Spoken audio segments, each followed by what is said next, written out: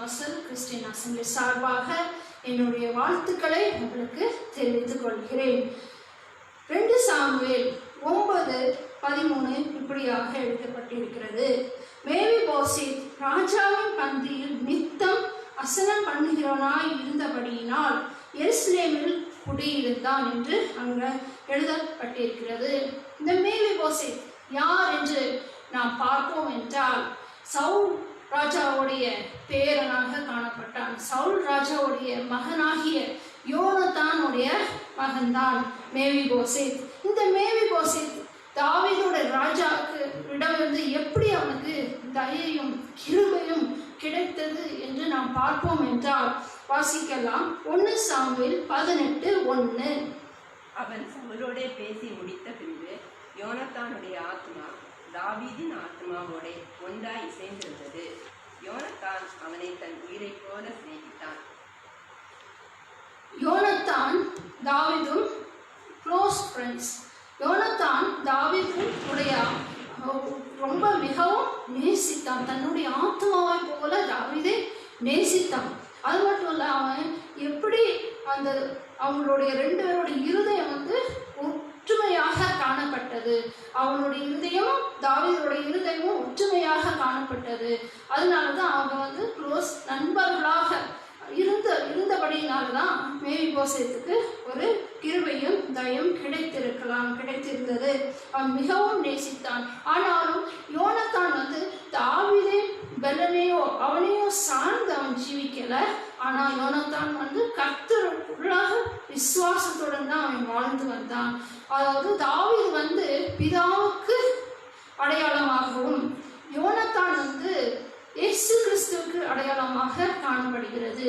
எப்படி யோனத்தான் மூலமாக தாவீதின் மூலமாக மேவிபோசேத்துக்கு தயமும் கிருபையும் கிடைத்ததோ, அதே போலதான் பிதாவின் இடத்திலிருந்து இயேசு கிறிஸ்துவின் மூலமாக நமக்கு இன்றைக்கு கிருபையும் தயவும் கிடைத்திருக்கிறது. ஆமென், அல்லேலூயா.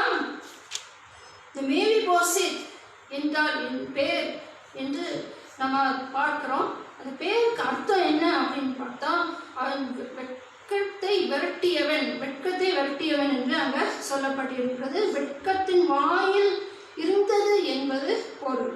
இன்னொரு பேரு மேரிபால் என்றொரு பெயரும் அவனுக்கு இருந்தது என்று நாம் பார்க்கலாம்.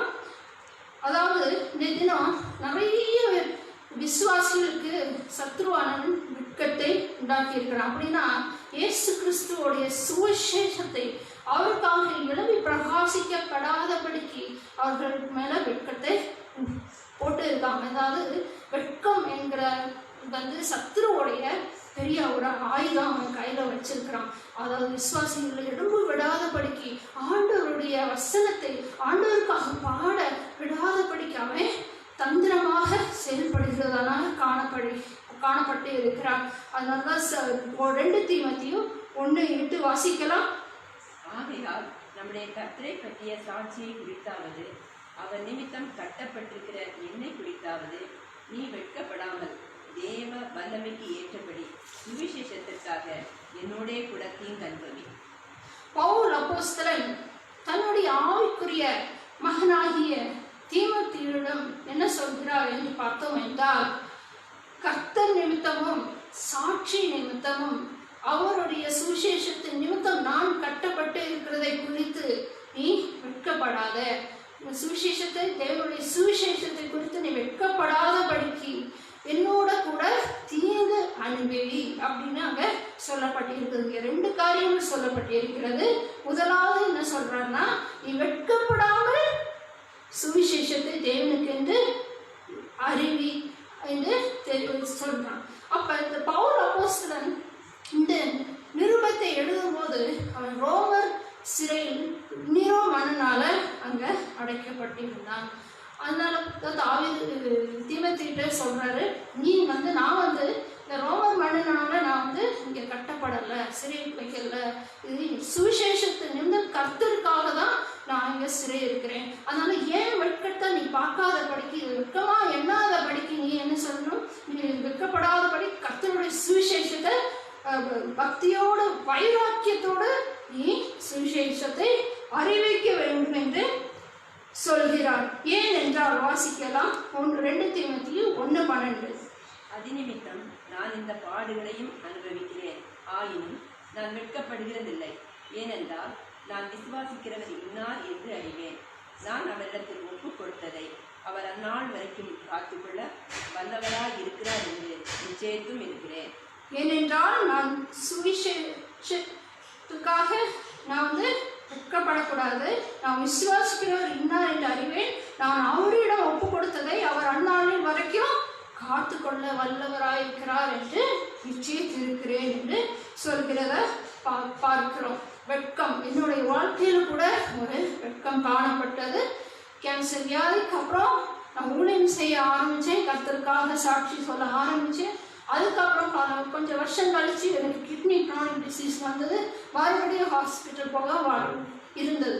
அப்போ நான் என்ன யோசிப்பேன்னா, இது மாதிரி நான் சுவிசேஷத்தை சொல்கிறேன், நான் ஹாஸ்பிட்டல் போகிறது எனக்கு ஒரு வெட்கமாக காணப்பட்டது. மக்கள் எல்லாம் என்ன நினைப்பாங்க, விசுவாசிகள்லாம் என்ன நினைப்பாங்க, இவன் பிரசங்கிக்கிறான் போய் ஹாஸ்பிட்டல் போகிறான் அப்படின்னு வரும்போது இந்த வசனம் என்னோட தொட்டது. இந்த வசனத்தை படிக்கும்போது சுவிசேஷ நிமித்தம் பாடுகள் வரலாம், கஷ்டங்கள் வரலாம், ஆனால் வெட்கப்படாமல் வைராக்கியத்தோடு நீ என்ன செய்யணும், கர்த்தருக்காக ஊழியம் செய்ய வேண்டும் என்று இந்த வசனம் எனக்கு ஒரு கம்ஃபர்டபுளாக இருந்துச்சு, ஆறுதல் கொடுத்த வசனமாக இருந்தது. இந்த உண்மையாய் ஊழியம் செய்யும் போது பல தீமைகள் வரலாம், கஷ்டங்கள் வரலாம், அதன் நிமித்தம் நிந்தைகள் வரலாம், அவமானங்கள் வரலாம். மற்ற சுவிசேஷத்துல 5:11-12 என்ன சொல்கிறது என்று பார்ப்போமானால், என் நிமித்தம் உங்களை நிந்தித்து துன்பப்படுத்தி பலவித தீமையான மொழிகளையும் உங்கள் பேரில் பொய்யாய் சொல்வார்களானால் பாக்கியவான்களாய் இருப்பீர்கள். சந்தோஷப்பட்டு சளி கூறுங்கள், பரலோகத்தில் உங்கள் பலன் மிகுதியாய் இருக்கும். உங்களுக்கு முன்னிருந்த தீர்க்கதரிசிகளையும் அப்படியே துன்பப்படுத்தினார்களே.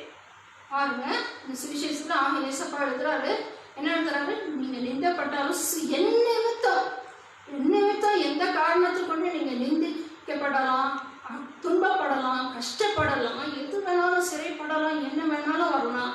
ஆனா அது நிமித்தம் நீங்க கஷ்டப்படும் போது நீங்க பாக்கியவான்களா இருப்பீர்கள். ஏன்னா உண்மையா ஊழியம் செய்து வைராக்கியத்தோடு ஊழியம் செய்யும் போது அது நிமித்தம் சிலவங்க என்ன பண்ணுவாங்க, சர்ச்சுக்குள்ளேயே உட்கார்ந்து என்ன செய்வாங்க, ஆர்குமெண்ட் நடக்கும், ஒருவருக்கு போட்டி வேற நடக்கும்னா டீக்கனா இல்லை நீதான் ஆகணும் அப்படின்னு சொல்லி அப்படி போட்டிகள் வரும். சிலவங்க உட்கார்ந்து அரட்டை அடிப்பாங்க. இதெல்லாம் ஊழியம் செஞ்சுட்டு உண்மையா நம்ம செய்கிறோங்கிறது சொல்ல முடியாது. இதுக்கேற்ற பலன் நமக்கு கிடைக்காது. ஏன்னா உண்மையா செய்யும் போது தான் அதுக்கு ஏற்ற பலன் தரும், அது அங்கீகரிக்கப்படும். இப்படிப்பட்ட ஊழியங்கள், ஆண்டவருக்கு பிரியமில்லாத காரியங்கள் செய்துட்டு ஊழியம் செய்யும் போது அது ஆண்டவருடைய சமூகத்துல அது அங்கீகரிக்கப்படாது. நாமும் கர்த்தருக்காக எதை செய்தாலும் என்ன பண்ணாலும் அவர் முழுமனதோடு நாம் செய்யும் போது அந்த காரியத்துக்கு நம்ம என்ன செய்யணும், அங்கீகரித்து அதற்காக ஏற்ற பலனை நமக்கு கொடுக்க தேவனா இருக்கிறார். ஆமென். வாசிக்கலாம் 2 சாமுவேல் 9:7-8. சவுலின் குமாரனாகிய யோனாத்தானின் மகன் மேவிபோசேத் தாவீதினிடத்தில் வந்தபோது முகங்குப்புற விழுந்து வணங்கினான். அப்பொழுது தாவீது, மேவிபோசேத்தே என்றான். அதற்கவன், இதோ அடியேன் என்றான். அப்பொழுது அவன் வணங்கி, செத்த நாயை போலிருக்கிற என்னை நீ நோக்கி பார்க்கிறதற்கு மதடியான் எம்மாத்திரம் என்றான். மேவிபோசேத்துக்கு ஒரு தகுதி இல்லை அவனுக்கு. ஏன்னா அவன் முடமா இருந்தான், 2 கால்களும் முடமா இருந்துச்சு. He has no fitness. He was hopeless, helpless. அதான் இருந்தான். எப்படி ஒரு சின்ன பிள்ளைக்கு ஒரு அவங்க பேரண்ட்ஸ் இல்லாமல், ஒரு பெற்றோர் இல்லாமல் அது வாழ முடியாதோ, அதே போல தான் மேவிபோசேத்துக்கும் யாரும் ஒரு மனுஷன் உதவி இல்லாமல் அவனும் வாழ முடியாததாக காணப்பட்டான். அவன் ஒரு இயலாம ஒரு நிலைமையில தான் காணப்பட்டான். அவன் ஒரு முடியாத ஒரு சூழ்நிலை தான் காணப்பட்டான். ஆனா தாவீது ராஜா அவனை கூப்பிடும்போது அவன் என்ன செய்யறான், அவன் வரான். அவன் முடத்தை பார்க்கல, எதுவும் பார்க்கல, கூப்பிட்டாரு, ராஜா கூப்பிட்டாரு, நான் வந்தான். ஆனா ஒரு பயம் இருந்துச்சு. என்ன பயம்னா, சவுல் ராஜாவுக்கு நிமித்தம் தாவீதுக்கு என்னது ஒரு எனிமிட்டி இருந்துச்சு, ஒரு பகை ஆனாலும் அவங்க தாவீது ராஜாவை பார்த்த உடனே என்ன செய்யறான், தன்னோட முகத்தை பார்க்கற, இயலாமவே பார்க்கல, என்ன பண்றான், தாழ்த்தி முகம் குப்புற விழுந்து தாவீதை வணங்குறான். செத்து நாயை போல வணங்குறான். ஒன்னு தாவீது என்ன சொல்றாரு, மேவிபோசத்தே பயப்படாத, நீ பயப்படாத அப்படின்னு சொல்லும்போது இன்னும் என்ன செய்யறான், அவன் தாழ்த்துகிறான். தாழ்த்தி அடியன் எம்மாத்திரம் அப்படின்னு அவன் சொல்றதை பார்க்குறோம். அங்கே அவன் இயலாம ஒரு சூழ்நிலை கூட அவன் என்ன செய்யறான், தாழ்த்துறான். 2 கால்களும் மூடணும், முடத்துல கூட பார்க்காம, அந்த முடத்தை பார்க்காம என்ன செய்யறான், அவன் தாழ்த்துகிறான். இந்த தினம் கூட உங்களுடைய வாழ்க்கையில இயலாம என்கிற காரியங்கள் இருக்கலாம். என்னுடைய வாழ்க்கையில கூட இயலாமை காரியங்கள் இருந்தது. கேன்சர் வியாதிக்கு அப்புறம் அந்த க்ரானிக் கிட்னி டிசீஸ் வர போகிறது 7 மாதம் இயலாமை ஒரு சூழ்நிலை தான் இருந்தது. என் பெற்றோர் கூட தான் இருந்தாங்க. ஆனாலும் என்னால் எதுவும் பண்ண முடியல, ஒன்றும் பண்ண முடியல, யாராலுமே ஒன்றும் செய்ய முடியல. ஹோப்லெஸ் அண்ட் ஹெல்ப்லெஸ்ஸாக தான் இருந்தேன். அப்போ ஆண்டவரை மட்டும்தான் நான் நோக்கி பார்த்தேன். ஏசப்பா உங்களால் மட்டும்தான் முடியும்னு சொல்லி தாழ்த்தி, ஏசப்பா இதுலேருந்து எனக்கு ஓவர் கம் பண்ணி விடுதலை தாங்க அப்படின்னு சொல்லி எனக்காக பரிந்து பேசுங்க அப்படின்னு சொல்லி தாழ்த்தி ஒப்பு கொடுக்கும் போது தான் 7வது மாதம் கழிந்து அவர் எனக்கு ஒரு வழியை விடுதலையே தந்தார். ஆமென். அதே போலதான் உங்களுடைய வாழ்க்கையில் உங்களுடைய சூழ்நிலைகள், உங்களுடைய காரியங்கள், உங்களுடைய வியாதியாக இருக்கலாம், எந்த கஷ்டங்களாக இருந்தாலும் உங்களால் முடியாதுன்னு நீங்கள் நினைக்கலாம். ஆனால் ஒருவரால் மட்டும் முடியும், அது இயேசு கிறிஸ்துவே ஆள மட்டும் தான் உங்களோட இயலாமையை மாற்ற முடியும். ஆமென். அப்போ நீங்கள் நம்பி அவர்களோடு வரும்போது, அவருடைய தாழ்த்தி சமூகத்தில் நீங்களும் ஒப்பு கொடுக்கும் போது உங்களுடைய இயலாமையை எந்த ஒரு பிரச்சனையாக இருந்தாலும் அதை மாற்ற தேவனாய் இருக்கிறார். அல்லேலூயா. ஆமென். தாழ்மை என்கிற குணம் ஒரு ப்ரெஷியஸான குணம். எப்படி நம்ம அந்த கோல்டு டைமண்ட் எல்லாம் என்ன செய்கிறோம், ப்ரெஷியஸாக வச்சுருக்கிறோம் இல்லையா, அதே மாதிரி தான் கர்த்தருடைய பார்வையிலே தாழ்மை என்கிற குணம் வந்து மிகவும் விலையேற பெற்ற ஒரு குணம். அந்த தாழ்மை வந்து நம்ம எல்லார்ட்டையும் இருக்கணும்னு சொல்லி கர்த்தர் விரும்புகிறார். அது அவர் எல்லார்ட்டையும் இருக்கணும்னு சொல்லி அவர் மிகவும் விருப்பப்படுகிறார். மிகவும் விருப்பப்பட்ட குணம் ஒன்றுதான் தாழ்மை. நம்ம சில காரியங்கள் கொடுத்து தாழ்மை கொடுத்து பார்த்துக்கலாம். ஒரு மோசமான ஒரு ராஜா, அவனுக்கு எப்படி கர்த்தர் எடுத்திருந்து தாழ்மை கிடைத்தது என்று முதலாவது நாம் பார்க்கலாம், வாசிக்கலாம். 1 ராஜாக்கள் 21-29. ஆகாப் எனக்கு முன்பாக தன்னை தாழ்த்தினதை கண்டாயா? அவன் எனக்கு முன்பாக தன்னை தாழ்த்துகிறபடினால் நான் அவன் நாட்களில் அந்த பொல்லாப்பை வரப்பண்ணாமல் அவன் குமார நாட்களில் அதை அவன் வீட்டின் மேல் வரப்பண்ணுவேன் என்றார். ஆகாப் என்ற ஒரு ராஜா இஸ்ரேல் ஜனங்களை அவன் ஆண்டு கொண்டிருந்த ரூல் பண்ணிட்டு இருந்தான். அவன் வந்து மிகவும் மோசமான ராஜா, பொல்லாத ராஜாவாக காணப்பட்டான். கர்த்தருக்கு பிரியமில்லாத வழியில நடந்த ஒரு ராஜா தான். ஆனாலும் இந்த ஆகாப் ராஜா ஒரு அரண்மனை பக்கத்துல ஒரு இது இருந்துச்சு, ஃபார்ம் இருந்துச்சு. அது யாருடைய இது, இந்த திராட்சை தோட்டம் இருந்துச்சு. அந்த யாருடைய தோட்டம் என்ற நாபோத் என்கிற ஒருத்தருடைய தோட்டமாக இருந்துச்சு. அப்போ அது மேலே அவன் ஆசைப்பட்டாங்க, எனக்கு அந்த தோட்டம் கிடைச்சா நல்லா இருக்கும் அப்படின்னு சொல்லி போய் நாபோத்தை போய் பார்க்குறான். நாபோத்தை போய் பார்த்தோன்னே எனக்கு இந்த தோட்டம் வேணும், நீ எவ்வளோ கேட்கவே தரேன்னு சொல்கிறான். அப்போ நாபோத் சொல்கிறான், இது என்னுடைய முன் பெற்றோர்கள் உள்ள ஆசீர்வாதம், இதை நான் தரமாட்டேன் அப்படின்னு சொல்கிறான். உடனே இவன் மூஞ்சி விகாரமாகி அவன் வீட்டுக்கு வரான். அவன் பேலஸ்க்கு வரான். பேலஸ்க்கு வந்தவன் அவனுடைய மனைவி ஆகிய இசைபேல் இவன் மூஞ்சியை பார்க்குறான். என்னாச்சு, ராஜாவோடைய மூஞ்சி வேறுபட்டிருக்கிறதே அப்படின்னு. உடனே ஆகாப் தன் மனைவி கிட்ட சொல்கிறான், இந்த மாதிரி எனக்கு நாபோத்துக்கிட்ட போய் இந்த திராட்சை தோட்டத்தை நான் கேட்டேன், அவன் தரமாட்டேன்றான். அவ்வளோதானா அப்படின்னு சொல்லி அவனுடைய மனைவியும் பொல்லாதவள், ரொம்ப மோசமான ராணி. அவன் என்ன செய்கிறான், அவளை வச்சு அவனை அந்த நாபோத்தை கல்லை வச்சு எரித்து அவன் கொன்று போடுறான். அதனால தான் எலியா வந்து தீர்க்கதரிசி வந்து ஆகாப் கிட்ட போய் சொல்கிறான், நீ இப்படி செஞ்சனால கர்த்தருடைய கோபம் உண்மையில் இறங்கிட்டு அப்படின்னு சொல்கிறான். உடனே தான் அவன் என்ன செய்யறான், வாசிக்கலாம். 1 ராஜாக்கள் 21-27. ஆகாப் இந்த வார்த்தைகளை கேட்டபோது தன் வஸ்திரங்களை கிழித்து தன் சரீரத்தின் மேல் இரட்டை போர்த்து கொண்டு உபவாசம் பண்ணி ரெட்டிலே படுத்து தாழ்மையாய் நடந்து கொண்டான். அவன் என்ன செய்யறான், இந்த வார்த்தைகளை கேட்டோன்னா அவன் என்ன செஞ்சு பயந்து அவன் தாழ்த்துறான். கர்த்தருக்கு முன்பதாக அவன் தாழ்த்து ரெட்டு உடுத்தி தாழ்மைப்பட்டனால ஆண்டவர் இந்த காரியத்துக்காக அவன் மேல இரக்கம் பாராட்டி தயவு செய்து அவனுக்கு கிருபை செய்து இதுல இருந்து அவன் விடுதலை ஆகிறான்.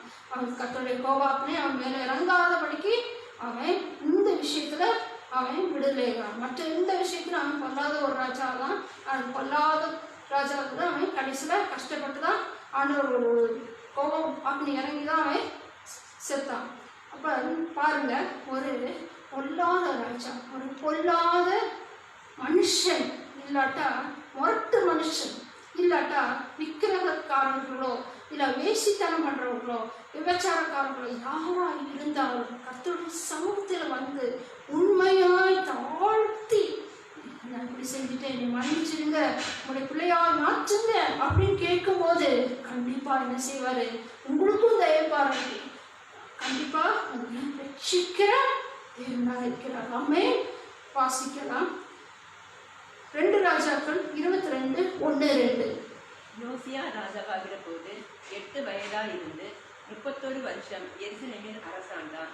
போஸ்காத் ஊரானாகிய அதாயாவின் குமாரத்தியான அவன் தாயின் பேர் எதிதாள்.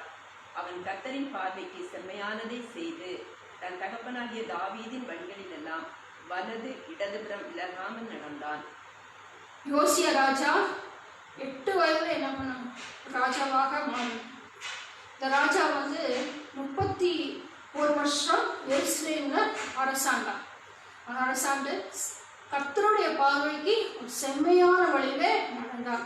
தன்னுடைய தகப்பனாகி தாவீதுடன் வழிகளில் இடது வலதுபுறம் விலகாமல் அவன் நிலைத்திருந்தான் என்று நாம பார்க்கிறோம். அந்த ராஜா வந்து ஆலயத்துக்கு பழுது பார்க்க, அது வேலை பார்க்க, பணங்களை கொண்டு போக தன்னுடைய சம்பிரதியாகிய சாப்பானை அழைத்து இந்த பணத்தெல்லாம் நீ ஆலயத்துக்கு பழுது பார்க்கறது போய் கொடு, அந்த பிரீஸ்ட்கிட்ட, அந்த பிரதான ஆசாரியராகிய இல்கியாவிட்ட போய் நீ கொடு அப்படின்னு சொல்றதை பார்க்கலாம். போய் ஒன்றும் சாப்பானை என்ன செய்யறான், போய் அந்த ஆலயத்துல இல்கியாவை பார்த்து கொடுக்க போகும்போது அந்த இல்கியா பிரதான ஆசாரியன் என்ன சொல்கிறான் என்றால், நான் இந்த ஆலயத்தில் நியாயப்பிரமாண புஸ்தகத்தை கண்டெடுத்தேன் அப்படின்னு சொல்லிவிட்டதை பார்க்கிறோம். அப்போ அந்த புஸ்தகத்தை சாப்பானிடம் கொடுக்குறேன். கொடுத்த உடனே நீ போய் ராஜா விட்டு கொடுன்னு சொல்றான். ராஜா கிட்ட கொடுத்து போனா என்னாச்சு, ராஜா இது வாஸ்தவன வஸ்திரத்தை கிழிக்கிறான். இதுக்கு என்ன அர்த்தம், என்ன போய் நீ தீர்க்கதரிசியாளிடம் போய் கேளு அப்படின்னு சொல்லி சாப்பான அங்க உள்தாள் என்கிற தீர்க்கதரிசியிடம், அந்த உள்தாள் தீர்க்கதரிசி என்ன சொன்னார் என்றால் வாசிக்கலாம் 2 ராஜாக்கள் 22:19. நான் இந்த ஸ்தலத்திற்கும் அதன் குடிகளுக்கும் விரோதமாக அவர்கள் பாழும் சாபமும் ஆவார்கள் என்று சொன்னதை நீ கேட்டபோது உன் இருதயம் விலகி நீ கர்த்தருக்கு முன்பாக உன்னை தாழ்த்தி உன் வஸ்திரங்களை கிழித்து கொண்டு எனக்கு முன்பாக அழுதபடியினால் நானும் உன் விண்ணப்பத்தை கேட்டேன். பாருங்க, அவன் உடனே என்ன செய்யறான், ஆக்சுவலா முன்னோர் பெற்றோர் பாவம் செய்த காரியத்தை நிமித்தம் அங்க என்ன கோபம் அப்படியே இறங்குது. ஆனாலும் எனக்காக என்ன செய்யறான், தாழ்த்தி தன் வஸ்திரத்தை கிழித்து என்ன செய்யறான், தாழ்த்தினபடியால அந்த கோபாக்னம், கர்த்தருடைய கோபாக்னம் அவன் மேல மக்கள் மீது இறங்காதபடிக்கு தேவன் தயையும் கிருபையும் செய்து அவர்களை விடுதலை செய்தார் என்று நம்ம பார்க்கிறோம். ஆமென். ஹல்லேலூயா. அதே போலதான் நம்முடைய பெற்றோர்கள் பாவங்கள் நமக்கும் வராதபடிக்கு தேவன் இயேசு கிறிஸ்து நமக்காக சிலுவையில ஏற்கனவே ஏற்றுக்கொண்டார். அதனால நம்ம வந்து அவரை நோக்கி பார்த்து தாழ்மையோடு நோக்கி பார்க்கும்போது நம்முடைய சாபங்கள், நம்முடைய பாவங்கள் எல்லாம் நீக்கி போடுகிற தேவனா இருக்கிறார். ஆமென். ஹல்லேலூயா. வாசிக்கலாம் யாக்கோபு 4:6-10. அவர் அதிகமான கிருபையை அளிக்கிறாரே, ஆதலால் தேவன் பெருமை உள்ளவர்களுக்கு எதிர்த்து நிற்கிறார், தாழ்மை உள்ளவர்களுக்கோ கிருபை அளிக்கிறார் என்று சொல்லியிருக்கிறது.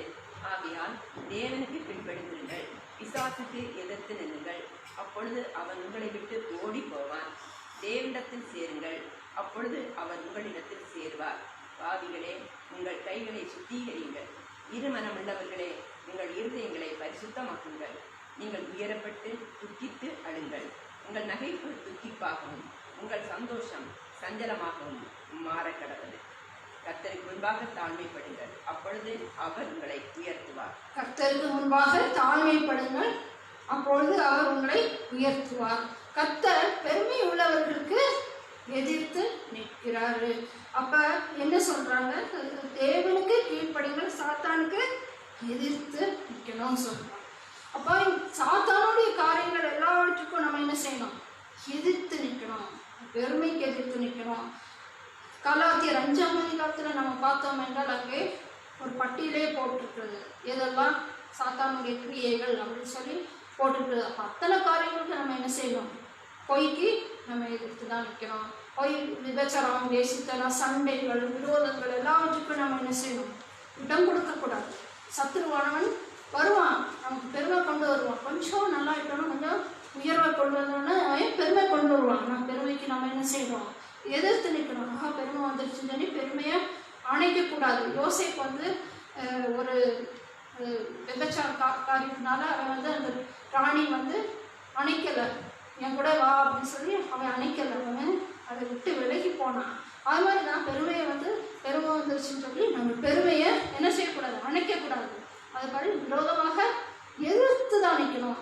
இயேசு கிறிஸ்து மத்திய 4ஆம் அதிகாரத்தில் நம்ம பார்த்தோன்னா சாத்தானம் எதிராக வரும்போது வசனத்தை வைத்து எதிர்த்து நின்றாரு. இப்போ நானும் என்ன செஞ்சாலும் நமக்கு வசனம் இருந்தாலும் என்ன செய்ய முடியும்? சத்துருவை எதிர்த்து நிற்கணும். பெருமை வரும்போது என்ன நினைப்போம்? பெருமை உள்ளவருக்கு கர்த்தர் எதிர்த்து நிற்கிறாரு அப்படின்னு சொல்லும்போது நாமும் என்ன செய்வோம்? இந்த பெருமை வேண்டாம் இசப்பா, என்னை விடுதலை செய்யணும்னு கேட்கும்போது அந்த அசுத்த காரியங்கள், அந்த வேண்டாத கிரியைகள், சத்ருவின் கிரியையிலிருந்து கண்டிப்பாக ஆண்டவர் அதிலிருந்து விலக்கி நம்ம விடுதலை செய்து காக்கிற தேவனா இருக்கிறாரு. அதே மாதிரி தான் பாவிகள் மேல கர்த்தர் தயவு செய்து கிருபையா இருக்கிறார். பாவிகள் தங்களுடைய பாவங்களை உண்மையாக அறிக்கை செய்து அவங்க தாழ்மைப்பட்டு வரும்போது என்னாவது அவங்க பாவத்திலிருந்து விடுதலை கிடைக்கிறது. நம்ம இளைக்குமாரனை பார்ப்போம் என்றால் அவன் என்ன செய்கிறான்? நான் பரத்துக்கு விரோதமாக உமக்கு விரோதமாக பாவம் செய்தேன் என்று தாழ்மையோடு அவனை இனி என்னுடைய குமாரன் என்னன்னு சொல்லாதீங்க, நீ வேலைக்காரனா ஏற்றுக்கொள்ளுங்க அப்படின்னு சொல்லி தன் தாழ்மைப்பட்டு நம்ம தான் என்ன கிடைக்குது? இன்னும் அதிகமாக தயை கிடைச்சி இன்னும் அதிகமாக தகப்பனாரிடம் இருந்து கிருபை கிடைக்கிறது. தாழ்மை போடும்போது கண்டிப்பாக நமக்கு என்ன கிடைக்குது? தயையும் கிருபையும் கிடைக்கிறது. நாம் அவருடைய கட்டளைகளிலும் அவருடைய வார்த்தைகளிலும் நாம் நிலைத்திருக்கும் போது தான் எந்த சத்துரு எப்படி வரான் அப்படின்னு சொல்லும்போது அந்த வார்த்தையிலும் தான் அவனை துரத்த எதிர்த்து நிற்க தேவன் நமக்கு பலனையும் கிருபையும் கற்றுக் கொடுக்கிறார். ஆமென். மேவிபோசை தாவீதிடம் தாழ்மையா போனனால தான் அவனுக்கு 2 விதமான ஆசீர்வாதம் கிடைத்தது. முதலாவது அவன் என்ன ஆசீர்வாதம் கிடைக்கிறது அப்படின்னு நம்ம பார்ப்போம் என்றால் வாசிக்கலாம். 2 சாமுவேல் 9:10. ராஜா சவுலின் வேலைக்காரனாகிய சீபாவை அழைப்பித்து அவனை நோக்கி, சவுலுக்கும் அவன் வீட்டார் எல்லோருக்கும் இருந்த யாவையும் உன் எஜமானுடைய குமாரனுக்கு கொடுத்தேன். ஆகையால் நீ உன் குமாரரையும் உன் வேலைக்காரரையும் கூட்டிக் கொண்டு உன் எஜமானுடைய குமாரன் ருசிக்க அப்பம் உண்டாயிருக்கும்படி அந்த நிலத்தை பயிரிட்டு அதில் பலனை சேர்ப்பாயாக. உன் எஜமானுடைய குமாரன் மேவிபோசேத் நித்தம் என் பந்தியில் அப்பம் ருசிப்பான் என்றான். சீபாவுக்கு 15 குமாரர்கள் 20 வேலைக்காரர்கள் இருந்தார்கள். மேவிபோசேத் முடவனாக காணப்பட்டிருந்தான். அவன் 5 வயதில் இருக்கும்போது அவனுடைய வேலைக்காரி தவறாக அவனை கீழே போட்டனால அவனுக்கு 2 கால்களும் முடமானது. 2 காலும் முடமானது. இந்த முடம் எதை குறிக்கிறது என்று நாம் பார்ப்போமானால் நம்முடைய ஆவிக்குரிய ஜீவியத்தில் நாமும் இவனை போல விழுந்து வழி தப்பி கெட்டு போனவர்களாக காணப்படுகிறோம். வாசிக்கலாம். ரோமர் 3:12. எல்லோரும் வழி தப்பி ஏகமாய் கெட்டு போனார்கள், நன்மை செய்கிறவன் இல்லை, ஒருவனாகிலும் இல்லை. ஆவிக்குரிய ஜீவியத்திலே நாம் நடக்க முடியாதவர்களாய், பாவத்துக்கு அடிமைப்பட்டவர்களாய், பலவீனமானவர்களாய் நாம் வழி தப்பி கெட்டு போனவர்களாக காணப்பட்டோம். அதாவது ஆவிக்குரிய ஜீவியத்தில் நம்ம பலவீனவர்களாக காணப்பட்டோம். இன்று அநேக கிறிஸ்தவர்கள் என்ன சொல்றார்கள்? ஆவிக்குரிய ஜீவியத்தில் பலமுள்ளவர்களாகவும் அவர்களுடைய பலவீனத்தை மறைத்து கொள்கிறார்கள். அவர்கள் காணப்படுகிற ஆவிக்குரிய பலவீனத்தை மறைத்து கொள்கிறார்கள். அவர்கள் நாம் மிகவும் தங்களுடைய வாழ்க்கையில் ஆவிக்குரிய ஜீவியத்தில் பலனுள்ளவர்களாகவும் தாங்கள் தேறினவர்களாகவும் தாங்கள் மனுஷர் முன்பாக காண்பித்துக் கொள்கிறார்கள்.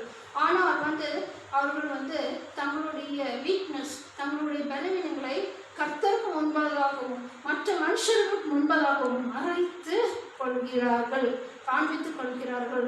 ஏன் மறைத்து கொள்கிறார்கள் என்றால், they don't have the spirit of truth.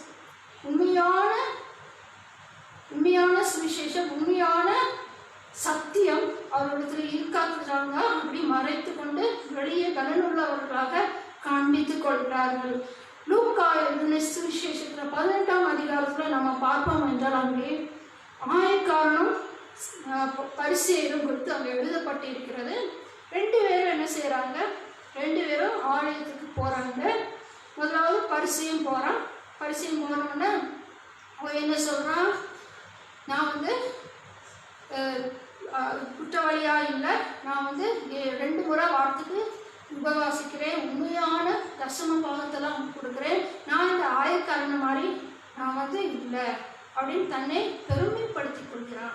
தன்னை பெருமைப்படுத்திக் கொள்ள தான் பரிசுத்தன் என்று அவன் அங்கே சொல்கிறான். ஆனால் அவன் என்ன ஆண்டவர்கிட்ட செபிக்க தான் வந்திருக்கான், ஆனால் ஜெபம் பண்ணலை. ஆனால் என்ன சொல்கிறான்? ஜெபம் பண்ணுற எண்ணமே இல்லாமல் என்ன சொல்கிறான்? நான் இப்படி இல்லை, அப்படி இல்லை, நான் பெர்ஃபெக்ட், உண்மையான நீதிமான் என்று அவன் காண்பித்து அவன் நிற்கிறான். ஆனால் தூரத்திலிருந்து ஒருத்தர் வராது, டேக்ஸ் கலெக்டர், ஆயக்காரன் வரான். ஆயக்காரன் மார்பில் அடித்து, நான் ஆலயத்துக்கு வருவதற்கே தகுதி இல்லை, பாவியாக என் மேல் கிருபையால் இறங்குங்க அப்படின்னு சொல்லி தன்னை தாழ்த்து. ஆனால் அந்த பரிசையை என்ன பண்ணுறான்? அவன் தன்னை ஒத்துக்குள்ள தாழ்மைப்படலை. அவனோட ஜெபம் கேட்கப்படலை. யாருடைய ஜெபம் கேட்கப்பட்டது? இந்த ஆயக்காரனுடைய ஜெபம் தான் கேட்கப்பட்டது. தாழ்மைப்படும் போது தான் என்ன ஆகுது? தேவன் நமக்கு இறங்குகிறாரு, தயை செய்கிறவராக இருக்கிறார். ஆமென், அல்லேலூயா. அதனால தான் மேவி போசேத் கீழ்ப்படிந்து அவன் தாவீதோட சத்தத்துக்கு போனனால தான் அவனுக்கு என்ன கிடச்சிது? அவனுக்கு தயவும் கிருபை கிடச்சிது. என்ன பெரிய தயவும் கிருபையும் கிடைத்தது அப்படின்னு பார்த்தீங்கன்னா, அன்னதினமும் ராஜாவுடைய டேபிளில் அசனம் பண்ண அவனுக்கு வாக்கியம் கிடைச்சது. பாருங்க, ஒரு கிங் கூட சாப்பாடு சாப்பிட்ற அனுதினமும் லைஃப் டைம் அவனுக்கு அவன் டேபிளில், கிங் எந்த டேபிளில் உட்காருவாரோ அந்த டேபிளில் உட்காந்து சாப்பிட்றதுக்கு அவனுக்கு ஒரு பெரிய பிளெஸ்ஸிங் கிடைச்சது. அந்த பிளெஸ்ஸிங் பயங்கரமான ஒரு பிளெஸ்ஸிங் இல்லையா? இப்போ நமக்கு ஒரு பிரைம் மினிஸ்டரோ சீஃப் மினிஸ்டர் வீட்டிலே உட்காந்து நான் சாப்பிட்றதே நீ சாப்பிடுன்னு சொன்னால் எவ்வளோ ஆசீர்வாதமாக இருக்கும் இல்லையா? அதே போல தான் இதற்கும் பெரிய ஒரு ஆசீர்வாதமாக இருக்குது. உங்களுக்கு அந்த ஆசீர்வாதம் வேணுமா? நம்முடைய ராஜாவாகிய இயேசு கிறிஸ்துவோட டைன் பண்ண, உறவாட அசனம் பண்ண ஆசீர்வாதம் வேணுமா? வாசிக்கலாம். வெளிப்படுத்தின சுவிசேஷம் 3:20. இதோ வாசற்படியிலே நின்று தட்டுகிறேன், ஒருவன் என் சத்தத்தை கேட்டு கதவை திறந்தால் அவனிடத்தில் நான் பிரவேசித்து அவனோடே போஜனம் பண்ணுவேன், அவனும் என்னோடே போஜனம் பண்ணுவான். அவர் உங்கள் இருதயத்தை தட்டி கொண்டு இருக்கிறாரு. எதுக்கு? அவரோட அனுதினமும் போஜனம் பண்றதுக்கு அவர் உங்களை இருதயத்தை தட்டிட்டு இருக்காரு. நீங்க உங்க இருதயத்தை தருவீங்கன்னா என்ன ஆகும்? அவர் உங்களுக்குள்ளே அவரும் நம்மளும் சேர்ந்து என்ன செய்வோம்? போஜனம் பண்ணலாம். என்ன போஜனம்? இட்டர்னல் போஜனம், ஆசீர்வாதமான ஒரு போஜனம் இல்லையா? அந்த பாக்கியம் நம்ம ஒவ்வொருவரும் பெற்றிருக்க வேண்டும். கண்டிப்பாக பெற்றிருந்தாதான் அவ்வளோ ராஜ்யத்துக்கு பிரவேசிக்க முடியும். அந்த போஜனம் நமக்கு வேணும், அவரோட உறவாட நமக்கு வேணும். இந்த உறவு இருந்தாதான் எப்படி மேவி போசேத் தாவீதோட போஜனம் பண்ணானோ நாமும் அனுதினமும் என்ன செய்ய முடியும்? அவரோட போஜனம் பண்ண முடியும். அந்த போஜனம் விலையேற பெற்ற ஒரு போஜனம். அவருடைய வசனம் சத்தியம். இந்த சத்தியத்துல நம்ம போகணும். அனுதினமும் நிலைத்திருக்கபடி தேவன் நமக்கு கிருபை செய்வார். நான் அவர் கூட போஜனம் பண்ணும்போது தான் அந்த பரலோக பாக்கியம் பெற நம்மள ஒவ்வொருவருக்கும் கிருபையும் தயவும் செய்கிற தேவனாக இருக்கிறார். இந்த பாக்கியத்தை தான் முதல்ல அவன் என்ன பெற்றுக்கொண்டான்? மேவிபோசேத் பெற்றுக்கொண்டான். இரண்டாவது பாக்கியம் என்ன அவன் பெற்றுக்கொண்டான்னு பார்த்தோம் என்றால் வாசிக்கலாம். 2 சாமுவேல் 9:5-13. அப்பொழுது தாவீது ராஜா அவனை யோதேபாரிலிருந்து அம்மியரின் குமாரனாகிய மாகீரின் வீட்டில் இருந்து அழைப்பித்தான். மேவிபோசேத் ராஜாவின் பந்தியில் நித்தம் அசனம் பண்ணுகிறவனாய் இருந்தபடியினால் எருசலேமிலே குடியிருந்தான். அவனுக்கு 2 காலம் முடமாயிருந்தது. மேவிபோசேத் அவன் தன்னுடைய வீட்டில் அவன் இருக்கல. அவன் வேறொருடைய வீட்டில் தான் தங்கி இருந்தான். இது எதை குறிக்கிறது அப்படின்னு பார்த்தா இது சாத்தானின் வீடு என்று அங்கே சொல்லப்பட்டிருக்கிறது. அம்மோனின் குமாரனாகிய மாகீரின் வீட்டில் இருந்தான். அம்மோனின் குமாரனாகிய மாகீர் என்றாலே விற்கப்பட்டது என்று அர்த்தம். மாகீர் வீட்டில் இருந்தது விற்கப்பட்டது என்று அர்த்தம். நாமும் கூட என்ன செஞ்சோம்? பாவத்துக்கு அடிமையாகி விற்கப்பட்டவர்களாக அடிமைகளாக காணப்பட்டோம். எதுக்கு அடிமையாக இருந்தோம்? பாவத்துக்கு அடிமையாக இருந்தோம். ஆனால் இந்த மேவிபோசேத் இன்னொரு வீட்டில் இருந்து சாத்தானுக்குள்ள அடிமையாக இருந்தான். ஆனால் தாவீது கொடுக்கும்போது அவன் வந்ததுனால என்னாச்சு? அந்த அடிமைத்தன வீட்டிலிருந்து அவனுக்கு விடுதலை கிடைத்து எருசலேமில் வாழும்படி அவனுக்கு பாக்கியம் கிடைச்சது. அது மாதிரி தான் நாமும் பாவத்தில் அடிமையாக இருக்கக்கூடாது சொல்லிதான் ஒரு விடுதலை நமக்கு வேணும்னு சொல்லிதான் இயேசு கிறிஸ்து நமக்காக சிலுவையில் பலியாகி நம்மளுடைய அக்கிரமங்கள், நம்மளுடைய அடிமைத்தன பாவங்கள் எல்லாவற்றையும் அவர் ஏற்றுக்கொண்டு நம்மை விடுதலாகி நாம் நீதியாக அவருக்கு என்று வாழ வேண்டும் என்று சொல்லிதான் என்ன செஞ்சாரு? சிலுவையில் நம்ம எல்லாருக்கும் அவர் சிலுவையில் ஏற்றுக்கொண்டு மரித்தார், உயிர் தெழுந்தார். யாரெல்லாம் அவரை நோக்கி பார்க்கும்போது அவருடைய தாழ்மையாக வரும்போது அப்படிப்பட்ட ஒரு தயை கிருபையும் நமக்கு கிடைக்கிறது. கிடைக்கிறது அவரோட நமக்கு என்னது? போஜனம் பண்ணும்போது என்ன கிடைக்கிறது? அவருடைய இட்டர்னல் லைஃப், பரலோக பாக்கியம் நமக்கு கிடைக்கிறது. அதை எப்படி நம்ம போஜனம் பண்ணணும்? அனுதினமும் என்ன செய்யணும்? நம்ம அதிகமாக ஜெபிக்க வேண்டும். அனுதினமும் வேதத்தை வாசிக்க வேண்டும். அனுதினமும் ஆவியானவரின் அபிஷேகத்தால நம்ம நம்பி காணப்பட வேண்டும். இப்படிப்பட்ட காரியங்கள் நாம் செய்யும்போது, இந்த காரியத்திலே நாம் வளரும் போது தேவன் நம் ஒவ்வொருவருக்கும் என்ன செய்கிறாரு? அந்த பரலோக ராஜ்யத்துக்கு வர தகுதிப்படுத்த நம் ஒவ்வொருவருக்கும் கிருபையும் தயையும் கட்டளையிடுகிற தேவனாய் இருக்கிறார். ஆமென். அல்லேலூயா. தேவனா Father's Day. Happy father's to all fathers. அந்த ஃபாதர்ஸ் டேனால ஒரு சின்ன காரியங்கள் கூட நான் சொல்ல ஆசைப்படுகிறேன். ஒரு சின்ன பிள்ளைகள் தங்களுடைய பெற்றோர் ஃபாதர்கிட்ட போய் எது வேணாலும் கேட்கலாம். இப்போ ஃபாதர் தகப்பனார் எது நல்லதோ அந்த பிள்ளை எது கேட்குதோ அது நல்லதுன்னு கொடுப்பாரு. ஏன் அந்த பிள்ளை போய் ஃபாதர்கிட்ட கேட்குது? உண்மையாக கேட்குது இல்லையா? என் ஃபாதர் யாருன்னு தெரிஞ்சனால தான் போய் கேட்குது. அது மாதிரி தான் நம்முடைய இயேசு கிறிஸ்து, நம்முடைய சொந்த ரட்சகர், நம்முடைய தகப்பனாரிடம் நம்ம அறிந்திருக்கணும். நம்ம சொந்த ரட்சகராக நம்ம ஏற்றுக்கொள்ளும் போது தான் அவர்கிட்ட என்ன செய்ய முடியும்? எப்படி மேவிபோசேத் போஜனம் பண்ணால் எப்படி அவன் வாக்கியம் பெற்றான் இல்லையா? அப்படி நம்ம அறிந்திருக்கும் போது, அவரோட உறவு இருக்கும்போது தான் என்ன கிடைக்குது? அந்த பாக்கியம் கிடைக்கிறது. அந்த பாக்கியம் வேணும்னு மிஸ் பண்ணிடாதீங்க. தாழ்மையோடு கிருபையோடு அவர்கிட்ட நோக்கி பார்க்கும்போது உங்களுக்கும் அந்த தைரியம் கிருபையும் கட்டளையிடுவார். ஆமென். God bless you all.